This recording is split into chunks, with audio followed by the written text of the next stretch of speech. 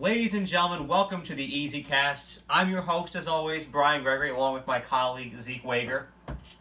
Now, we have an action-packed weekend of college football to unpack here during our show. So let's dive right into the information here. Let's start with the matchup between Alabama and Texas A&M in College Station. I'm siding with the Alabama Crimson Tide, as expected. I just feel like they have a knack for physically wearing down their opponents. Mm-hmm. Texas A&M, like LSU usually does, always gets overhyped for this game. Mm-hmm. They get very excited, and that energy at Kyle Field is deflated. The past couple of years it's been at the end of the first quarter. This year, I think they will survive into the third quarter. I'm predicting a halftime score of maybe 17-17, because it takes Alabama a little while to get the Pistons pumping in their games, as you saw against Ole Miss. True. But ultimately, A&M will falter. The Crimson Tide will prevail. 34-17. Zeke, your take.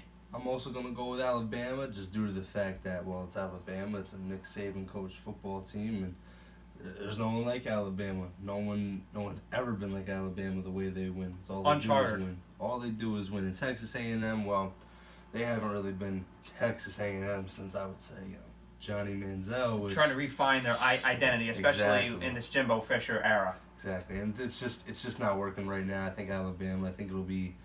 I don't even think it'll be close, honestly. What's your final score prediction? I'm gonna go 42-17.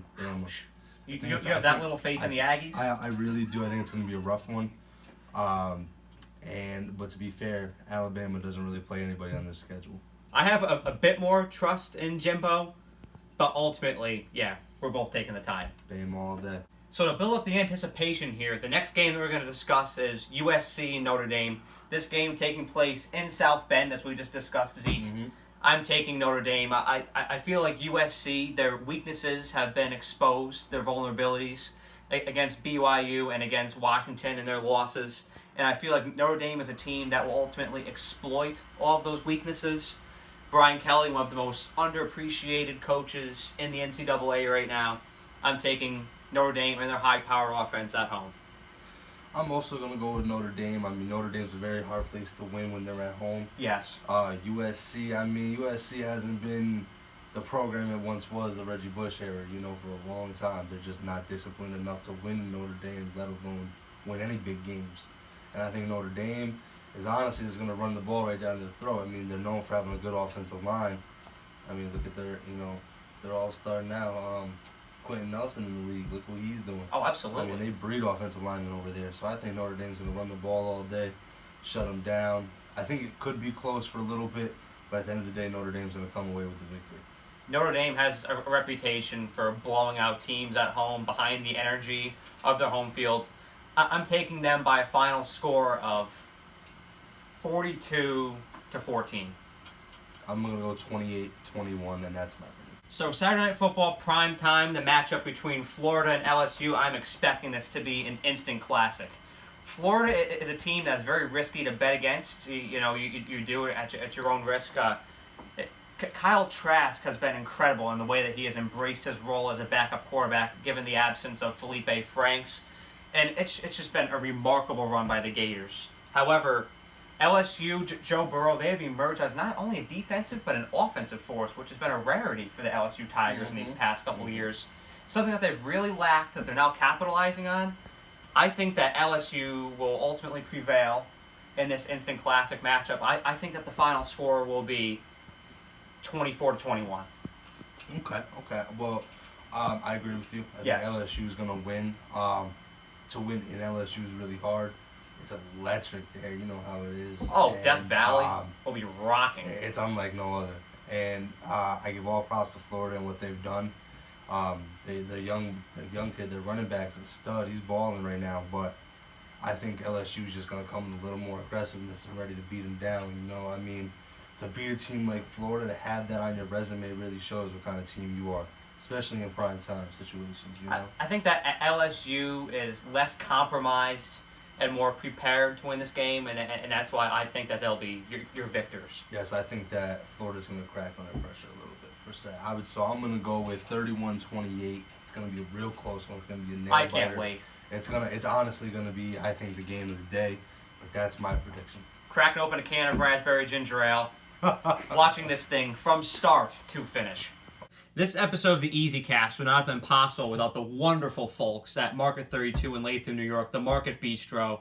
They sealed the deal to make donuts for our donut picks here, which is the game of the week, which happens to be Texas and Oklahoma this week. Look at how magnificent these donuts look.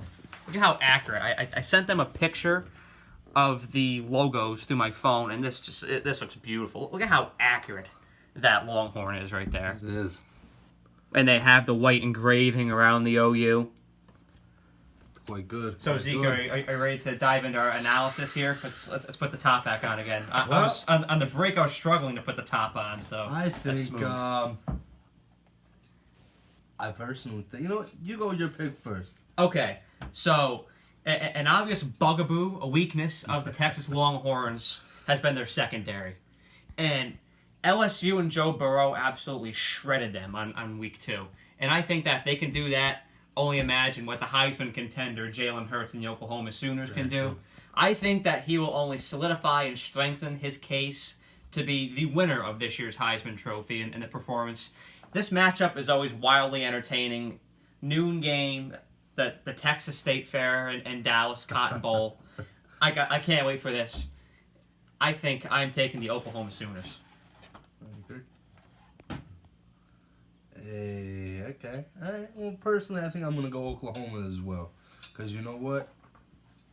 Oklahoma, when I think of the OU, I think Jalen Hurts. You know what I think about when I think about Jalen Hurts? What? Nothing but Heisman and winning. Success. And he's a dual threat. He has refined his passing game so much this season. Like, he looked like a backup at Alabama. Mm-hmm. Lincoln Riley is Bruce Arians 2.0. He is the quarterback whisperer. The way that he has transformed and marketed these quarterbacks like Baker Mayfield, Kyler Murray, and now you're seeing the result of them in the NFL as we speak right now. Personally, I would say Jalen Hurts, I think, brings a little bit more to the table than both of those guys. I honestly think that his work ethic, I don't know if you saw the Instagram video of him after his game, after he won, still going to work out after the game. Tremendous work ethic. That just goes to show where the kid comes from, what he does. The kid wins. I'm going OU. You're going OU. Let's cheers to that. Boomer Sooner this weekend. Right, you know what? I actually found out that I took the smallest OU donut. I did. Look at the size of this donut that our film man Sean is going to get. Yeah. Well, hey, man, he deserves it. Look at the size of that. He's done a wonderful job today. Well, you're a little guy. So great views. That's how it goes. Little guy gets a little donut. That's breakfast tomorrow. Oh, man. So, merry Red River Rivalry, merry Florida LSU. Enjoy this action-packed college football weekend. It's going to be a good one. Merry Red River Rivalry, merry Florida LSU. Son of a bitch. Who the hell calls during the show?